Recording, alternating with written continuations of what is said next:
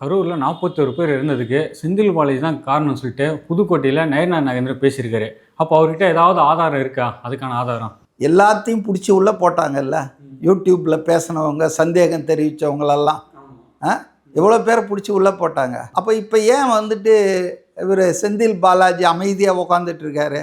பகிரங்கமாக பொதுவெளியில் பகிரங்கமாக சொல்கிறாரு. அதுவும் ஹோம் மினிஸ்டர் அமித்ஷாவை பக்கத்தில் உட்கார வச்சுட்டு சொல்கிறாருன்னா ஆமாம் சார், அது வந்து சீரியஸான விஷயம். அவர்கிட்ட ஆதாரம் இருக்குதோ ஆதாரம் இல்லையோ. ஆனால் செந்தில் பாலாஜி இந்நேரம் நீதிமன்றத்துக்கு போயிருக்க வேணாவா? புகார் கொடுத்துருக்க வேணாவா? தமிழக அரசு இதை எதிர்த்து முறையிட்டு இருக்க வேணாமா? ஏன் பண்ணலை? கிட்டத்தட்ட 3 நாள் ஆயிடுச்சு அவர் பேசி. பண்ண மாட்டாங்க. ஏன்னா இதெல்லாம் வந்துங்க அவங்கக்கிட்ட ஆதாரம் இருக்குது, இவங்களுக்கு தெரியும். அதனால் இனிமேல் வந்து மௌனமாக இருப்பது தான் புத்திசாலித்தனம்னு both DMK government, Senthil Balaji எல்லாம் அமைதியா இருக்காங்க. நியோமேட்டின் ஹேர் growth லோஷன். இது சாதாரணமான ஹேர் ஆயிலை விட பல மடங்கு வேகமா ஊடுருவி முடி கொட்டுறது, அடர்த்தியின்மை, சிறுவயது வழுக்கை போன்ற பிரச்சனைகளை தடுத்து முடி அடர்த்தியா வளர உதவுது.